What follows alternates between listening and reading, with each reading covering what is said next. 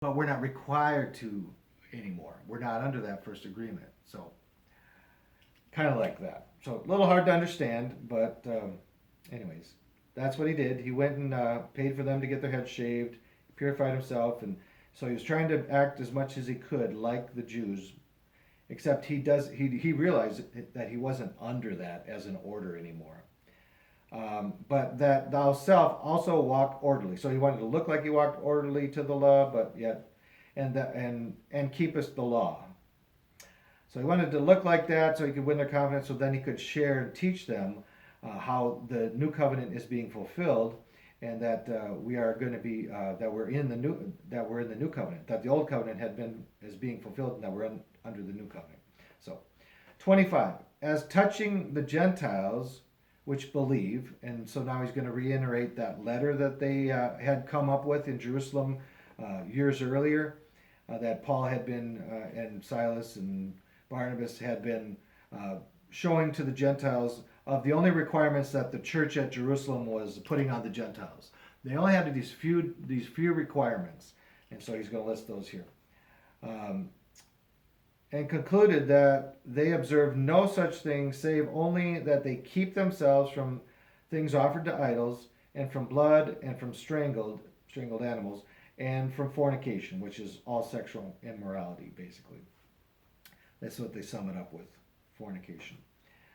So that was the only, have written and concluded that they observe no such thing, that the Gentiles observe no such thing, but that they keep themselves from things offered to idols. That was meat, is what it's talking about. Meat that was offered to idols.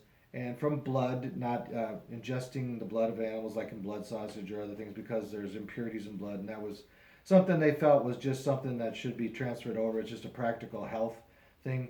And from strangled animals, because strangled animals, again, have the adrenaline in the meat. The adrenaline gets released when you're strangling them. They need to have their throat slit only, so they die quickly, instantly, so the adrenaline doesn't get in the meat. The adrenaline, even today, doctors know that adrenaline in the meat is not a healthy thing. So that was something they knew.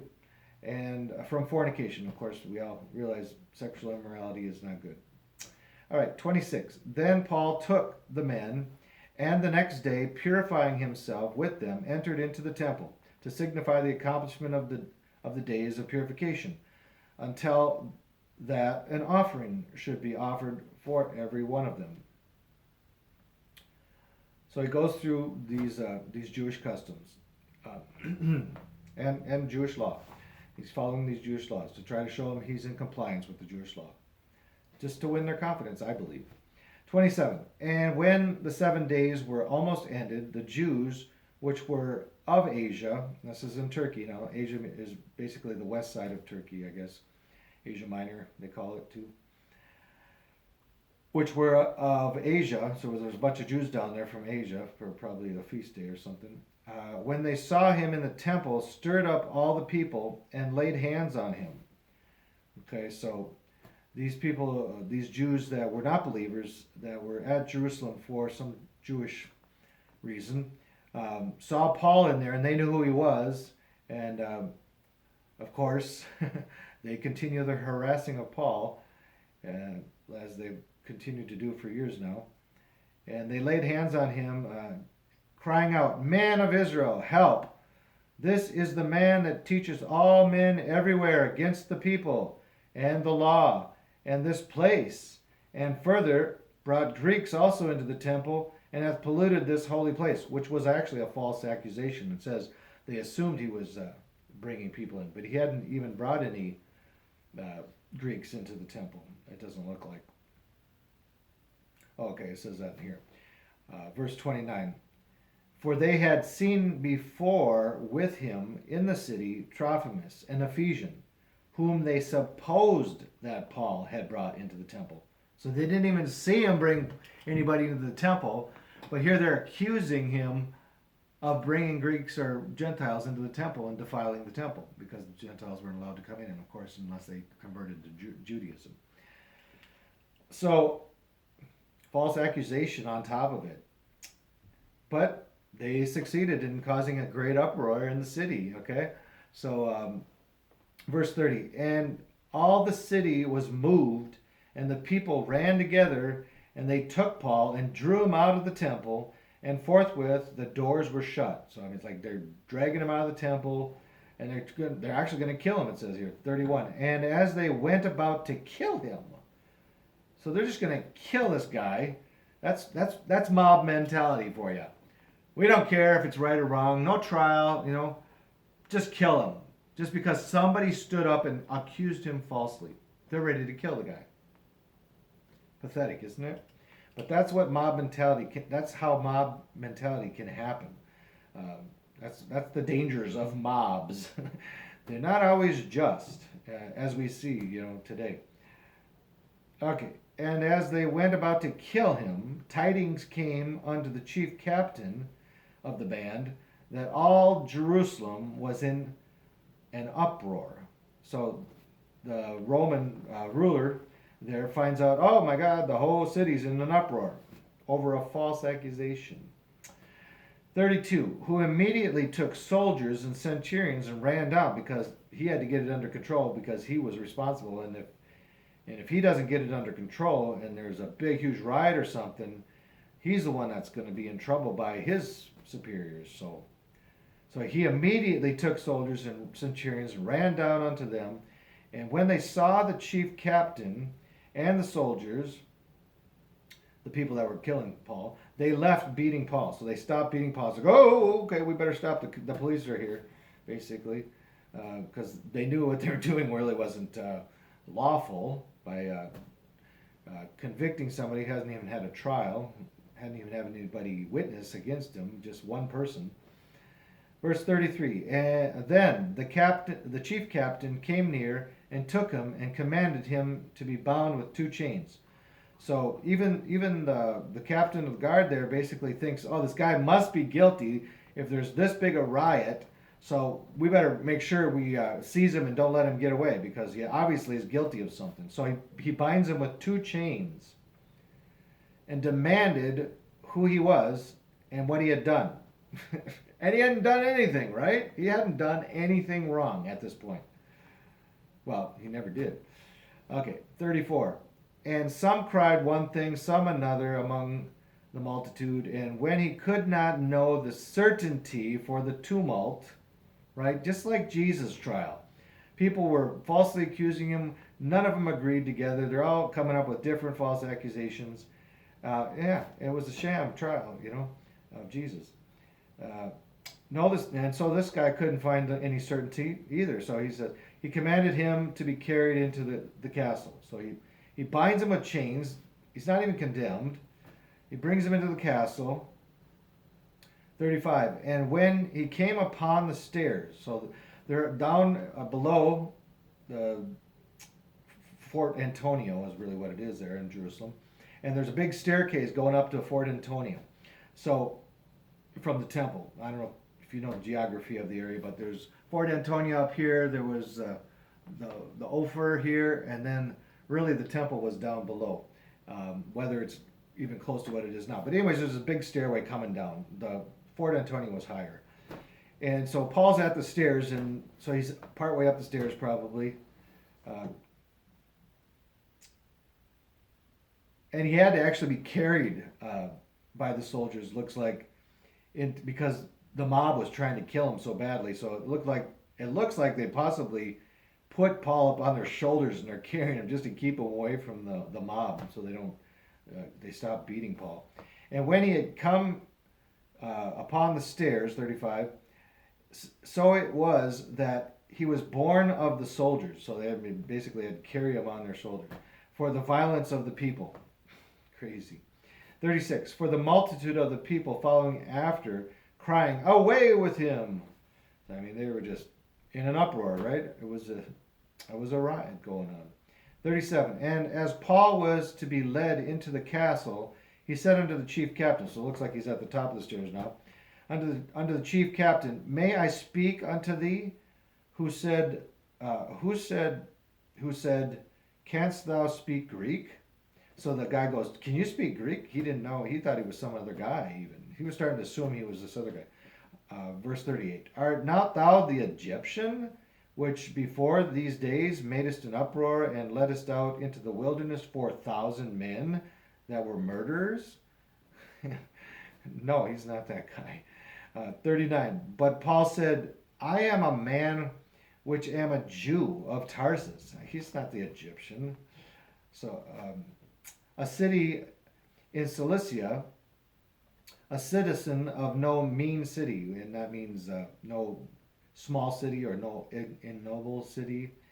This was a very prominent city, and so he's a citizen of this city, and so. And Paul goes on to say, and I beseech thee, suffer me to speak unto the people. So Paul wants to talk to the people. Okay? So he's up on top of the stairs now where everybody can hear him. He's got a good altitude there for his voice to travel over the crowd so he can speak to the crowd. Verse 40, and when he had given him license, so the captain of the guard gives him permission to speak to the people. Paul stood on the stairs and beckoned with his hand, so he's waving his hand, unto the people. And when there was made a great silence, he spake unto them in Hebrew tongue, saying, so I mean, he got their attention now because they thought he was somebody else, and he's here speaking in Hebrew. And it looks like we can keep going into Acts 22.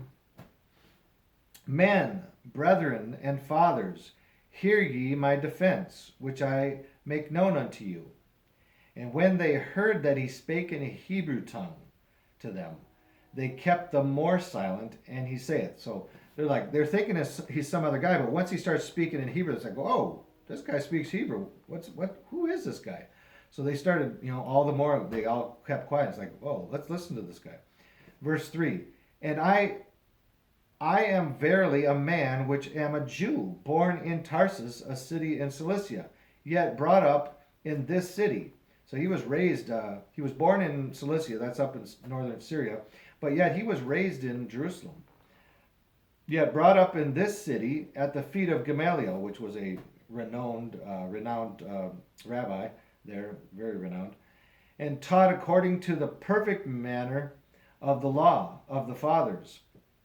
So yeah, he was a very, very schooled in the Paul was like the Pharisee of Pharisees. He was so zealous for the law before he got converted. So he knew the law, extremely well. Perfect manner of the law of the fathers, and was zealous toward God as ye all are this day. And I persecuted this way, talking about Christianity, unto the death, binding and delivering into prison both men and women. Verse 5, as also the high priest doth bear me witness, and all the estate of the elders, from whom also I received letters unto the brethren, and went to Damascus to bring them which were there bound unto Jerusalem for to be punished. So he's going all over the place to try to stop Christianity from growing, just like they're trying to stop now. And he's going to explain his conversion here. For to be punished. Verse 6, and it came to pass that as I made my journey and was come nigh unto Damascus, about noon suddenly there shone from heaven a great light round about me.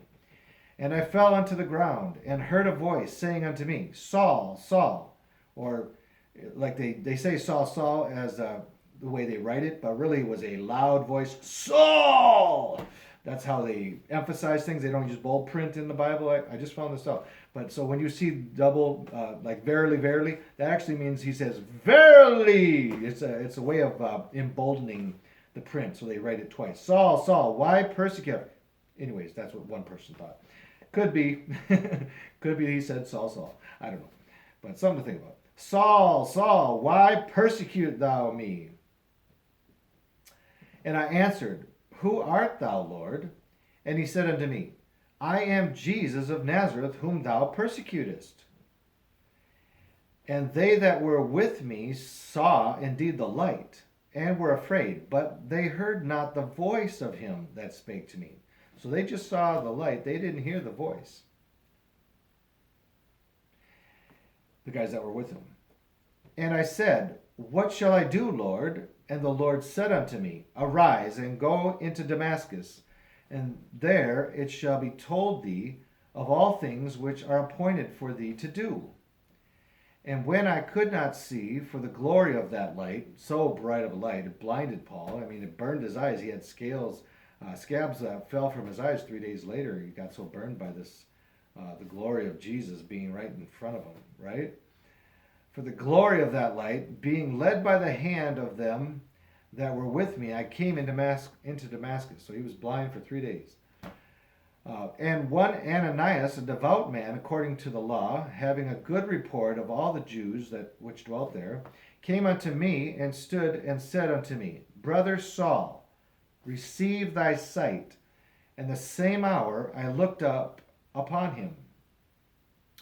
And he said, The God of our fathers hath chosen thee, that thou shouldest know his will, and see that just one, talking about Jesus, and shouldest hear the voice of his mouth, Jesus' mouth.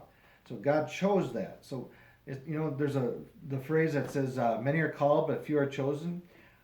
You could possibly take that this way. There's people throughout the Bible, they were chosen by God.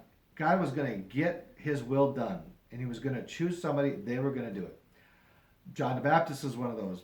Before he was even born, his mother was filled with the Holy Spirit. In the womb, John the Baptist was filled with the Holy Spirit in the womb. So he didn't really have much of a choice. God was going to get this person to, bear witness to Jesus coming. So he chose John the Baptist.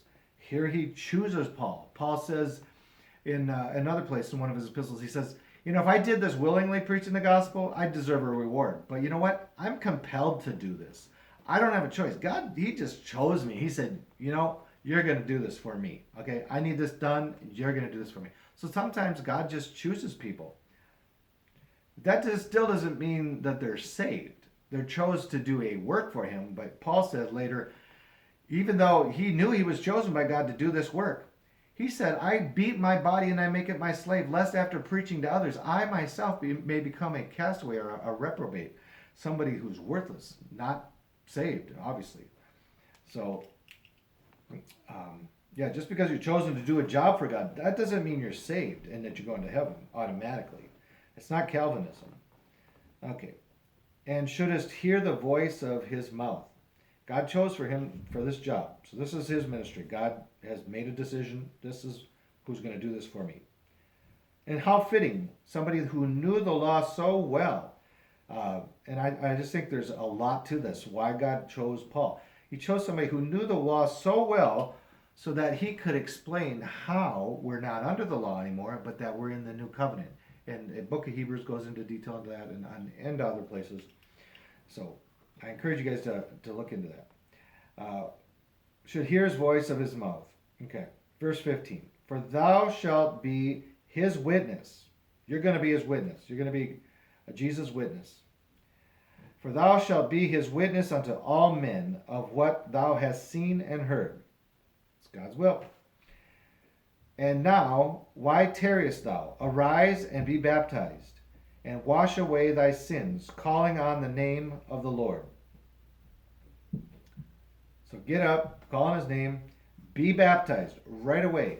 He says, be baptized. So again, we often see this. People that are converted, they get baptized the same day into Jesus' name. Very significant. I've been studying this lately, and very significant that we get baptized as soon as you believe. Anyways, why? Let's read it again. Verse 16. And now why tarriest thou? Arise and be baptized, and wash away thy sins, calling on the name of the Lord. Verse 17. And it came to pass that when I was come again to Jerusalem, even while I prayed in the temple, I was in a trance. So now he's going to explain some more things that God revealed to him. And saw him saying unto me, Make haste and get thee quickly out of Jerusalem, for they will not receive thy testimony concerning me. So this must be several years later, because he stayed in Damascus, I believe, for 3 years before he went up to Jerusalem the first time. And then he wasn't back there for another, I think, 14 or 15 years. He says that in another one of his letters. So this must be 3 years later when he went up to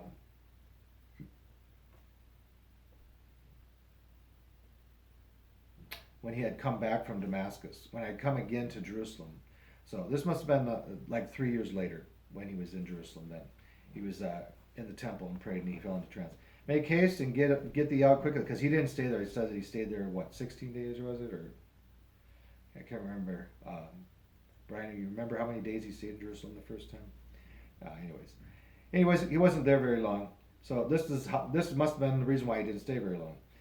He doesn't say this in the other letters, but here he's telling why he didn't stay very long. Make haste and get thee quickly out of Jerusalem, for they will not receive thy testimony concerning me. They weren't ready to receive the testimony about Jesus at that time. There was a great persecution still going on in Jerusalem. Well, only the apostles were there in Jerusalem, and so anyways, he's telling them, you need to get out to the Gentiles and to the Jews. He went to both the Jews and Gentiles at first. At one point, he did say, I'm just going to go to the Gentiles.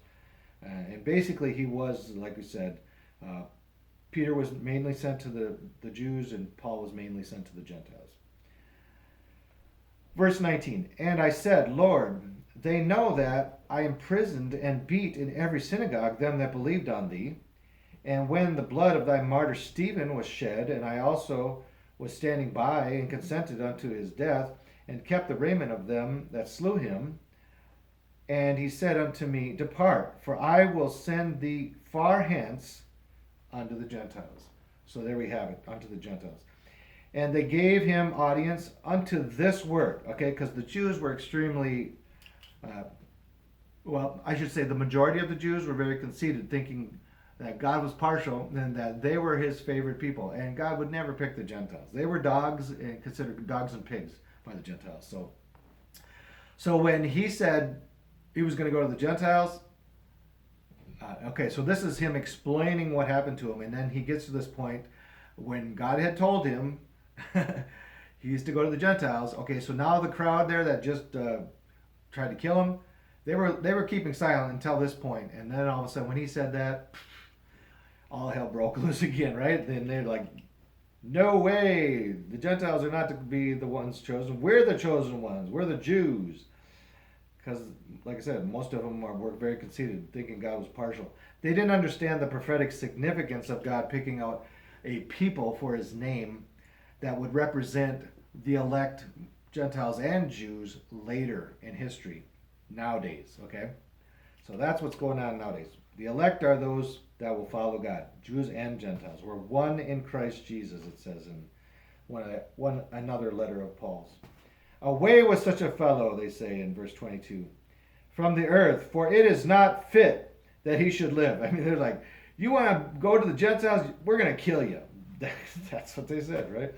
23, and as they cried out and cast off their clothings, cast off their clothes, and threw dust into the air. I mean, they're just making a big old tumult. This is crazy. We can't. This guy's saying you're supposed to go to the Gentiles. That's insane. So they're making a big scene, right? 24, the chief captain commanded him to be brought into the castle and bade that he should be examined by scourging.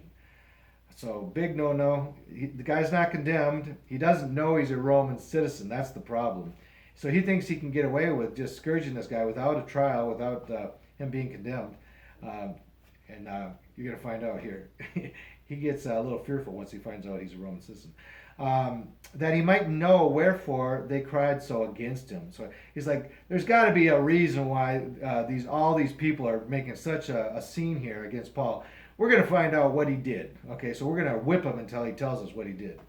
25, and as they bound him with thongs, Paul said unto the centurion that stood by, is it lawful for you to scourge a man that is a Roman and uncondemned? Whoa, he's like, what? You're a Roman? Uncondemned? Uh-oh. When the centurion heard that, he went and told the chief captain, saying, take heed what thou doest, for this man is a Roman. 27, then the chief captain came and said unto him, tell me, art thou a Roman? He said, yea, I am.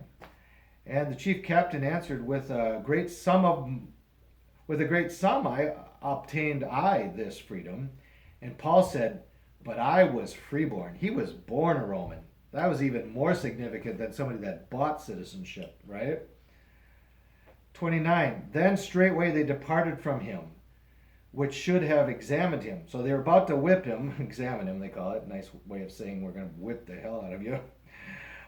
Should have examined him. And the chief captain also was afraid after he knew. The chief captain was afraid after he knew that he was a Roman, and because he had bound him. So he's like, "Uh-oh, I did a big boo-boo. How are we going to we got to make sure that my supervisor doesn't find out I did this, or I could be in big trouble, right?" 30. On the morrow, because he would have known the certainty whereof he was accused of the Jews, he loosed him from his bands and commanded the chief priests and all their council to appear, and brought Paul down and set him before him. So he doesn't bind him anymore. He's like, okay, well, we better unbind him quick. But he still wanted to find out what was going on. So the next day he brings him down, unbound, in front of the Jews. It's like, okay, what's going on here? What are you guys causing such an uproar in the city for? So there ends our study for today, and we'll continue on tomorrow. So thank you guys for joining us, and hope you come back tomorrow and find out more about the book of Acts. Very interesting stories here. The journey of Paul on his way now back actually to the Caesar in Rome, where his life ends 2 years after he gets there. So join us again tomorrow. God bless you guys.